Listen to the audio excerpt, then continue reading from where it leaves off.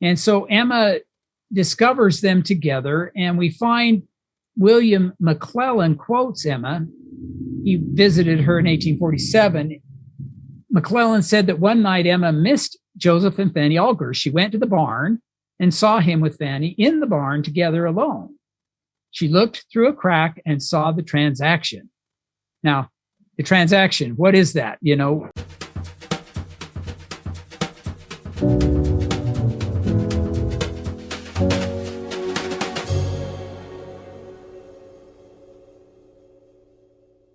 Welcome to our first controversial topic in season 2 about Joseph Smith's polygamy.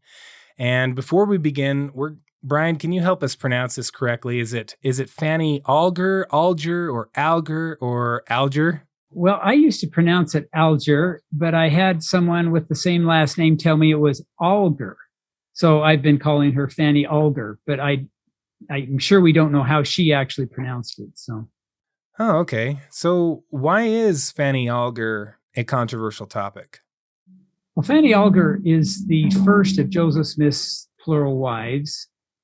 And as we begin to talk about her, I have a slide that shows there really are a limited number of sources. And so there are lots of questions, and there aren't nearly as many answers as we would like. And there are some critics who will say that it was just an adulterous relationship, and we'll see why that is as we go along here. But we have a timeline that shows that Fanny was born in 1816, and I believe that the marriage ceremony, and we'll talk more about that, occurred probably in 1835. So she would have been around 19. People commonly conflate her with Helen Mar Kimball, who was 14 when she was sealed to Joseph Smith. And we'll talk about her in another episode. But Fanny Alger was 18 or 19 or 20, somewhere in that range, when she was sealed to Joseph Smith, or at least married to Joseph Smith. And we find that she arrives in Kirtland at the very earliest, and I'm quoting Mark Staker, who's probably the expert on this, and he says it was late 33 at the very earliest, maybe, and probably more like 1834, is when she arrived in Kirtland, and she started to work as a domestic for the Joseph Smith's family, and she lived right there with them. And there are some authors that say that this marriage occurred earlier, this relationship occurred much earlier. That really isn't possible. So it's good to get at least the earliest date documented. Joseph Smith later reported that an angel appeared to him in July of 1834 and told him, "We want you as part of the restoration to restore the practice of plural marriage." And Benjamin F. Johnson said, in talking with my mother, Joseph Smith told her that when the Lord required him to move in plural marriage, that his first thought was to come and to ask her for one of her 3 unmarried daughters. Now, it's obvious Joseph didn't do that, but what he did do is that he approached Fanny Alger's parents. That was Samuel Alger and Clarissa Hancock Alger. And he asked them if he could marry Fanny as a plural wife. Their response was, well, if it's okay with her, it is okay with us. They were devout members of the church, and I'm sure this whole polygamy thing was new to them, but coming from the prophet, who they believed to be a restorer, they could see it in the Old Testament and apparently believed it could happen then. And she was accepting of the idea, Fanny Alger was, and a marriage ceremony was performed by Fanny's uncle, Levi Hancock. Now, we don't know when the marriage ceremony occurred, and this is kind of a big deal. And on the timeline, you'll see that if it was performed prior to April 6th of 1836, April 3rd of 1836, which is the date where Elijah appeared to Joseph Smith and Oliver Calgary and restored the sealing authority. If this marriage occurred before that, it would have been a priesthood marriage that Joseph believed that God recognized the marriage, even if the state of Ohio didn't. But if the marriage ceremony occurred after April 3rd, and I think it could have, but more likely it was before, but if it were after April 3rd, then it could have been the very first sealing in the church. Regardless of when it actually began, we have a pretty good date, and my friend Don Bradley has demonstrated pretty conclusively, I think, that it was discovered in the summer of 1836, probably in June or so. And so Emma discovers them together, and we find William McClellan quotes Emma. He visited her in 1847. McClellan said that one night Emma missed Joseph and Fanny Alger. She went to the barn and saw him with Fanny in the barn together alone. She looked through a crack and saw the transaction. Now, the transaction, what is that? Some have said it may have been the marriage ceremony being performed there. More likely, I think, based on how it's framed here, worded here, I think it was some form of affection, but we don't know. But Emma finds them together. She reacts with total disregard of the idea that this is a real plural marriage. She thinks this is a liaison, an adulterous relationship, or at least one that could be, because the question of sexuality is questionable. But she rejects it as a relationship. She sends Fanny out of the house, understandably, and Fanny goes not to live with her parents because they live quite a distance away. She lives with the family of Chauncey Webb and Eliza Webb. And she stays there for a few weeks and then later joins her own family. Now, at the same time, in Nauvoo, Eliza R. Snow lived with the Smiths and was teaching school to their children. And she remembers Fanny. She says, I was well acquainted with Fanny Alger at that time. And Eliza later wrote or commented that Emma had made such a fuss about Fanny.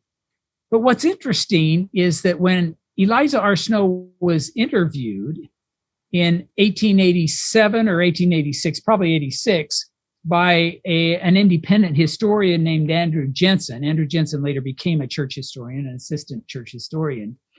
But it looks like, and we're grateful to Don Bradley's detective work here, but Andrew Jensen is writing down names of Joseph's plural wives, and he's already interviewed a couple of other plural wives that were living, like Melissa Lott. But we find that his handwriting is on the top of this page, and then suddenly the handwriting changes to someone else's. And Don Bradley, with the help of Jill Durr, they've identified this as Eliza Snow's handwriting. And it's interesting that right there, she writes Fanny Alger as one of Joseph's plural wives. And the suspicion is that if this were not an actual plural marriage, that Eliza R. Snow would not have written the name there, because nobody knew about Fanny Alger in 1886.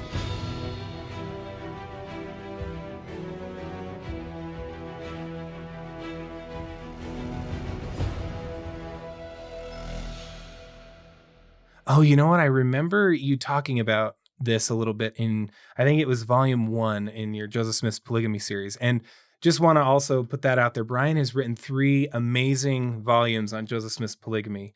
And I was reading about Fanny Alger, and you say in probably one of the first paragraphs that we just don't have a lot written about this. And so, Joseph, Emma, or Fanny didn't write anything. So we don't have any firsthand accounts.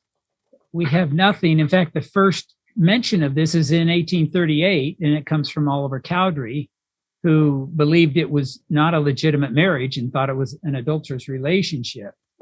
In fact, that brings us to my next slide here, that the people who learned of the relationship or the plural marriage from Fanny, they all seem to believe that it was legitimate. It was a restoration of Old Testament polygamy.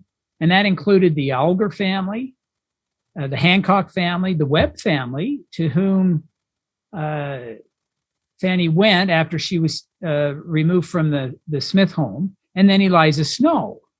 And then those that learned about it from Joseph, like Emma and Oliver and some rumors, all believed it was not legitimate, that it was a adulteress. Eliza Webb remembered, she wrote this in a letter. She said, I do not know that sealing commenced in Kirtland, but I am perfectly satisfied that something similar commenced, and on my judgment is principally formed from what Fanny Alger told me herself. So here we have, it's a secondhand account and it's late, but we have Eliza saying that Fanny told her that this was a plural marriage.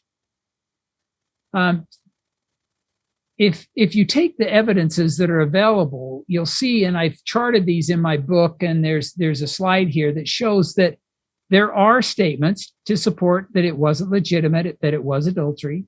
And there's quite a few ambiguous statements about it. At least they acknowledge it existed, but they don't say whether the person thought it was a genuine plural marriage. And then there's quite a few statements that support that this was Joseph Smith's first plural marriage. And you can see them there. I put all of these accounts in an appendix in my volume 2 of the trilogy that you just held up there, Jake. And so they're all accumulated there. And in the last 7 years since my books were published, 8 years, there really, I don't think have been anything too new come up that I would have to add to this. So to summarize, Fanny Alger, she was probably 19. Joseph Smith received permission from her parents to propose this very non-traditional marriage for the time.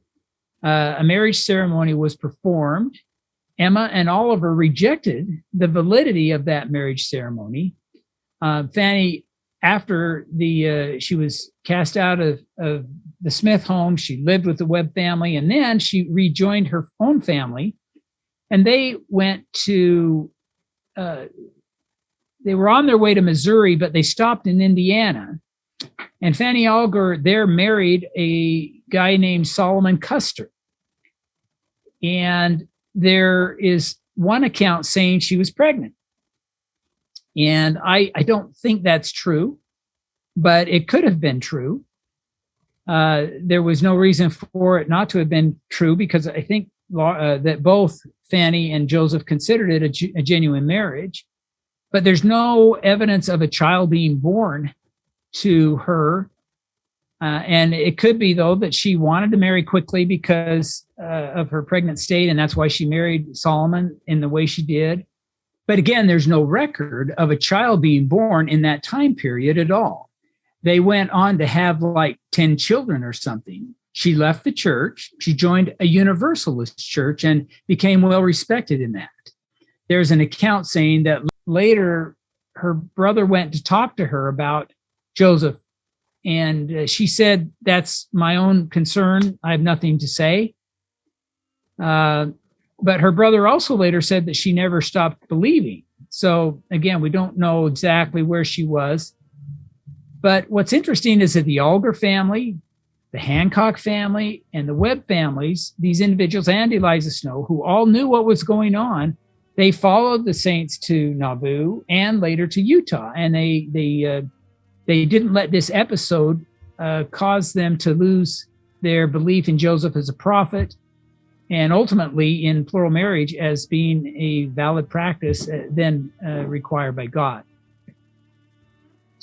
So when it comes to Fanny Alger, there certainly are question marks, but for me, this is not a real big controversy. Shouldn't be if we get all of the data out there. Certainly there were some who didn't believe it was legitimate, but there's enough data there, I think, to show us that the marriage was performed, and those that knew believed that it could have been. So to use this as evidence against Joseph, I think, is disingenuous, because when you look at all of it, when you become transparent on the topic Fanny Alger, there's certainly plenty of room to accept the account that Joseph gave, that this was his first plural marriage, or at least he didn't give it in any formal sense, but the data would support that conclusion.